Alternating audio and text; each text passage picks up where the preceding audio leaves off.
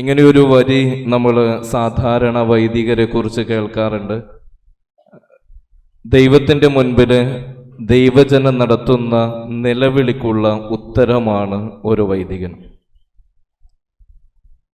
പിന്നെ ഇങ്ങനെ കൂടെ പറയാറുണ്ട്, പിന്നെ അതാണ് ഒരു നിലവിളിയുടെ കാരണം. ഇന്ന് രണ്ട് കാര്യങ്ങളാണ് നിങ്ങളുമായിട്ട് പങ്കുവയ്ക്കുന്നത്. ഒന്നാമതായിട്ട് ഈ ഒരു കാലഘട്ടത്തിൽ വൈദികരനുഭവിച്ചു കൊണ്ടിരിക്കുന്ന വെല്ലുവിളിയും, രണ്ടാമതായിട്ട് ഈ വെല്ലുവിളികൾക്കിടയിൽ എന്തിനാണ് ഇങ്ങനെയൊരു ജീവിതം നശിപ്പിച്ചുകൊണ്ടിരിക്കുന്നത്. വെല്ലുവിളികൾ ഒരുപാട് നേരിടുന്നുണ്ട്.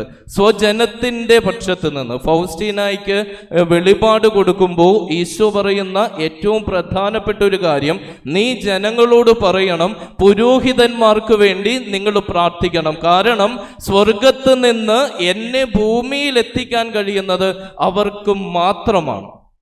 അതുകൊണ്ട് സ്വർഗത്ത് നിന്ന് ദൈവത്തെ ഭൂമിയിൽ എത്തിക്കാൻ കഴിയുന്ന ഒരേ ഒരു ജനവിഭാഗത്തെ ടാർഗറ്റ് ചെയ്യുമ്പോൾ അത് മനുഷ്യരും പിശാചും ഇങ്ങനെ നിരന്തരം ടാർഗറ്റ് ചെയ്തുകൊണ്ടിരിക്കുമ്പോൾ പ്രാർത്ഥനയോടെ കൂടെ നിൽക്കാനായിട്ടുള്ള ഉത്തരവാദിത്വം ഞങ്ങളുടെ മാതാപിതാക്കളായ, ഞങ്ങളുടെ സഹോദരങ്ങളായ നിങ്ങളിൽ ഓരോരുത്തരിലും നിക്ഷിപ്തമാണെന്ന് ഓർമ്മിപ്പിക്കുന്നതാണ് ഓരോ പുത്തനച്ഛനും നമ്മുടെ മുന്നിലേക്ക് ഒരു ദൃഷ്ടാന്തം ഉയർത്തെഴുന്നേൽക്കുന്നു എന്നതിൻ്റെ ഏറ്റവും പ്രധാനപ്പെട്ട ഭംഗി.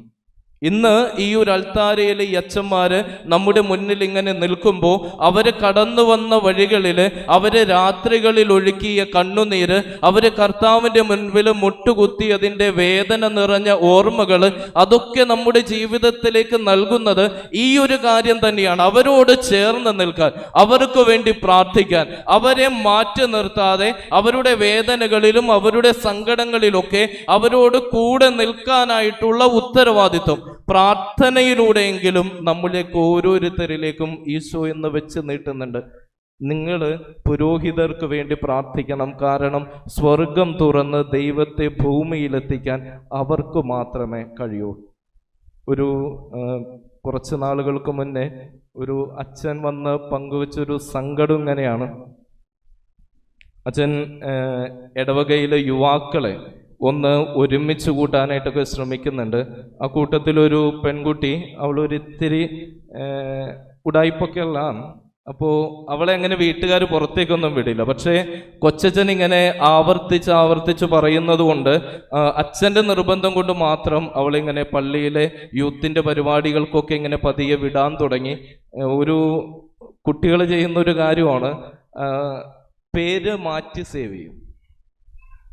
അവർക്ക് ആവശ്യമുള്ള ആൾക്കാരുടെ പേരുകൾ മാറ്റി സേവ് ചെയ്യും.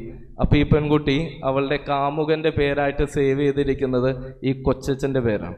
ഒരു ദിവസം തീരെ പ്രതീക്ഷിക്കാതെ ഈ അപ്പൻ ഫോൺ നോക്കുമ്പോൾ കാണുന്നത് കൊച്ചച്ഛൻ ഈ ഒരു പെൺകുട്ടിയുമായിട്ട് വളരെ മോശമായിട്ടുള്ള മെസ്സേജുകൾ കൈമാറിയിട്ടുണ്ട്, ചില ഫോട്ടോകൾ കൈമാറിയിട്ടുണ്ട്.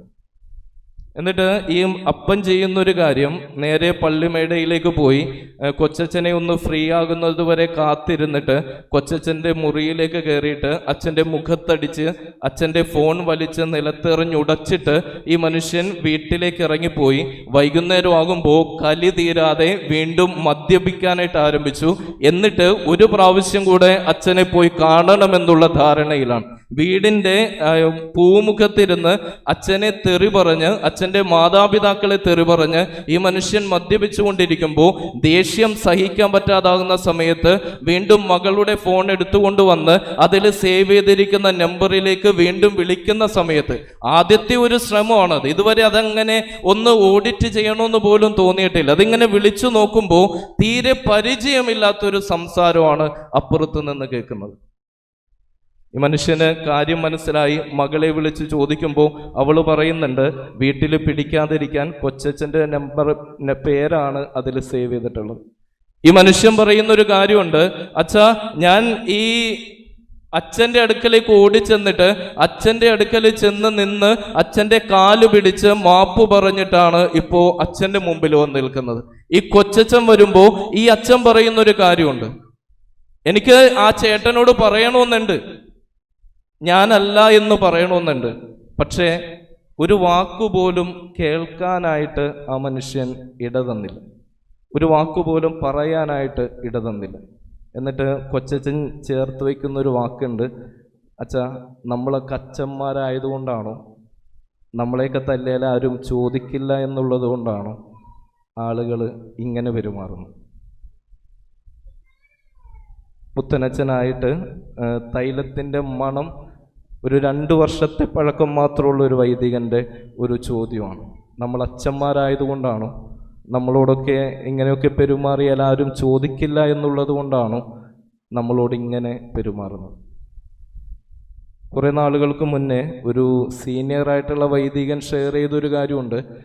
ഞാൻ സേവനം ചെയ്തിരുന്നൊരു ദേവാലയത്തിൽ ഈ അച്ഛനെതിരെ ഇങ്ങനെ നിരന്തരം ആരോപണങ്ങൾ ഉയരുന്നുണ്ട്. അച്ഛനുമായിട്ട് ഇങ്ങനെ സംസാരിക്കുമ്പോൾ അച്ഛൻ പറയുന്നൊരു കാര്യമുണ്ട്, ഞാൻ ആകെ ചെയ്യുന്നത് കാഴ്ചവെപ്പിൻ്റെ സമയത്ത് അപ്പവും വീഞ്ഞും ഒക്കെ ഒരുക്കി വെക്കുമ്പോൾ കണ്ണുനീരോടുകൂടെ ഞാൻ പ്രാർത്ഥിക്കും, ദൈവമേ സത്യം തെളിയിക്കണേ. കർത്താവ് ആഗ്രഹിക്കുന്ന സമയത്ത് കർത്താവ് സത്യം തെളിയിക്കട്ടെ. നമ്മൾ എന്ത് ചെയ്യാനാണ്? നമ്മൾ ആരോട് പറയാനാണ്? ആരാണ് കേൾക്കാനുള്ളത്? പ്രിയപ്പെട്ടവരെ, വെല്ലുവിളി എന്നതുകൊണ്ട് ഉദ്ദേശിച്ചത് ഈ ഒരൊറ്റ കാര്യം മാത്രമാണ്. ജനങ്ങൾക്ക് വേണ്ടി എന്ന പേരിൽ ജീവിതത്തിൽ നിന്ന് ഇങ്ങനെ പുറത്തേക്ക് ഇറങ്ങുമ്പോൾ, കുടുംബത്തിൽ നിന്ന് പുറത്തേക്ക് ഇറങ്ങുമ്പോൾ, പിന്നെ ഇങ്ങനെ എല്ലാവരാലും മാറ്റി നിർത്തപ്പെടുമ്പോൾ, അങ്ങനെ ഇറങ്ങിപ്പോന്നിടത്തേക്ക് പോലും പൂർണ്ണ സ്വാതന്ത്ര്യത്തോടെ തിരിച്ചു കയറാൻ പറ്റാത്ത വിധത്തിൽ ഇങ്ങനെ മാറി നിൽക്കുമ്പോൾ ആരും ഇങ്ങനെ കൂടെയില്ല എന്ന് തോന്നുന്നൊരു നിമിഷം വരും. അതുതന്നെയാണ് ഒരു നൊമ്പരപ്പെടുത്തുന്ന വെല്ലുവിളിയായിട്ട് നിങ്ങളുടെയൊക്കെ മുന്നിലേക്ക് വയ്ക്കാനായിട്ടുള്ളത്. അത് സോഷ്യൽ ഓഡിറ്റിംഗ് എന്ന് നമ്മൾ എത്ര വിളിച്ചാലും ഒരു വിഭാഗത്തെ മാത്രം ഇങ്ങനെ സോഷ്യൽ ഓഡിറ്റ് ചെയ്യുന്നതിനെ ടാർഗറ്റിംഗ് എന്നുകൂടെ നമ്മൾ മാറ്റി പറയാനായിട്ട് കടപ്പെട്ടവരാണ്. വളരെ കോൺക്രീറ്റ് ആയിട്ടുള്ള ഒരു എക്സാമ്പിളാണ്. വീട്ടിൽ പോയി ഗൂഗിൾ തുറന്ന് എടുത്തു നോക്കി മാത്രം നിങ്ങൾ വിശ്വസിക്കേണ്ട ഒരു എക്സാമ്പിളാണ്. രണ്ടാമത്തെ ഒരു വിഭാഗത്തിലേക്ക് കടക്കുമ്പോൾ, അത് എൻ്റെ ജീവിതത്തിൽ എന്തിനാണ് ഒരു അച്ഛനായിട്ടിരിക്കുന്നത് എന്ന ചോദ്യത്തിന് ഉത്തരം തന്ന ചില കാര്യങ്ങളാണ്. ഞാൻ അച്ഛനായിട്ട് 2ാമത്തെ വർഷം സേവനം ചെയ്യുന്നത് കർത്തേടം ഇടവകയിലാണ്. കർത്തേടത്തേക്ക് ചെല്ലുമ്പോൾ ഒരു ചേച്ചി എന്നെ പരിചയപ്പെടാൻ വേണ്ടി വന്നു. അപ്പോൾ ഞാൻ അച്ഛനായിട്ട് 1 വർഷം കഴിയുന്നേ ഉള്ളൂ. ആ ചേച്ചി വന്നിട്ട്, ഞാൻ ആദ്യമായിട്ടാണ് അവരെ കാണുന്നത്, ആ ചേച്ചി വന്നിട്ട് പറഞ്ഞൊരു കാര്യമുണ്ട്, അച്ഛാ ഞാൻ അച്ഛന് വേണ്ടി എല്ലാ വെള്ളിയാഴ്ചയും ഉപവസിച്ച് പ്രാർത്ഥിക്കുന്നുണ്ട്.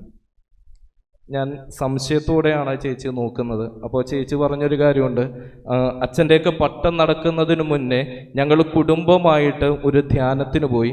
ഞങ്ങൾ കൗൺസിലിംഗ് തന്ന സിസ്റ്റർ പറഞ്ഞൊരു കാര്യമാണ്, നിങ്ങൾ ഏതെങ്കിലും ഒരു അച്ഛനെ ദത്തെടുത്ത് പ്രാർത്ഥിക്കണം. ഞങ്ങളുടെ പട്ടത്തിൻ്റെ സമയത്ത് ഞങ്ങൾ 12 പേരിങ്ങനെ നിരന്ന് നിൽപ്പുണ്ട്. ആ ചേച്ചിക്ക് തോന്നിയിട്ടുണ്ടാവും കൂട്ടത്തിൽ ഏറ്റവും മെനകെട്ടത് ഞാനാണെന്ന്. അതുകൊണ്ടായിരിക്കും ഈ 12 പേരിൽ 11 പേരെ മാറ്റിയെടുത്തിട്ട് ആ ചേച്ചി എനിക്ക് വേണ്ടി ഉപവാസം എടുത്ത് പ്രാർത്ഥിക്കുന്നുണ്ട്. പക്ഷേ ഞാൻ പറയുന്നത്, ഈ ചേച്ചിയെ എനിക്ക് നേരിട്ട് പരിചയമില്ല. ഈ ചേച്ചിയെ ഞാൻ കാണുന്നത് ഞാൻ അവിടെ കൊച്ചച്ഛനായി ചെല്ലുന്ന സമയത്ത് മാത്രമാണ്. ഞാൻ അവിടെ കൊച്ചച്ഛനായിട്ട് ചെന്നില്ല എങ്കിൽ ആ ചേച്ചി അങ്ങനെ തന്നെ പ്രാർത്ഥനയോടുകൂടെ ഇരിക്കും, ഒരിക്കൽ പോലും എൻ്റെ മുന്നിലേക്ക് വന്ന് പ്രത്യക്ഷപ്പെടില്ല. പ്രിയപ്പെട്ടവരെ, ഇന്ന് നമ്മുടെയൊക്കെ മുന്നിലേക്ക് ഈ വൈദികർ കടന്നു വരുമ്പോൾ, പുത്തനച്ഛന്മാർ കടന്നു വരുമ്പോൾ, നിങ്ങളുടെയൊക്കെ ഉള്ളിലുണ്ടായിരിക്കേണ്ട ഒരു ബോധ്യം എന്ന് പറയുന്നത് ഇങ്ങനെ പ്രാർത്ഥിക്കാനായിട്ട് നമ്മൾ കടപ്പെട്ടവരാണ്. ഇത്ര വെല്ലുവിളികളുള്ളപ്പോഴും, ഇത്രയൊക്കെ മാറ്റി നിർത്തപ്പെടുമ്പോഴും, ഇത്രയൊക്കെ കുറ്റാരോപണങ്ങളിലൂടെ കടന്നു പോകുമ്പോഴും വൈദികനായിട്ട് ജീവിക്കണമെന്ന് തോന്നുന്നതിൻ്റെ പ്രധാനപ്പെട്ട കാരണം ഇങ്ങനെയൊക്കെ സ്നേഹിക്കുന്ന മനുഷ്യർ നമുക്ക് ചുറ്റുമുണ്ട് എന്ന് തിരിച്ചറിവാണ്. ഇങ്ങനെയൊക്കെ ചേർത്ത് പിടിക്കുന്ന മനുഷ്യര് നമ്മുടെയൊക്കെ ജീവിതത്തിന് ചുറ്റും ബലമായിട്ട് കൂടെയുണ്ട് എന്നുള്ള തിരിച്ചറിവാണ്. അവസാനമായിട്ട് പ്രിയപ്പെട്ട അച്ഛന്മാരെ, എന്നെ തിരുത്തിക്കൊണ്ടിരിക്കുന്ന ഒരു ഓർമ്മ എന്ന് പറയുന്നത് 14 വയസ്സുള്ള ഒരു പെൺകുട്ടിയാണ്. അവള് ക്യാൻസറിന് വിധേയമായിരിക്കുന്ന സമയത്ത് എപ്പോഴും ഇങ്ങനെ പ്രാർത്ഥിക്കാൻ കൊണ്ടുവരുന്ന പതിവുണ്ട്. കർത്താവ് ഇങ്ങനെ ചില സമയം കൊതിപ്പിക്കുന്നൊരു സ്വഭാവമുണ്ട്.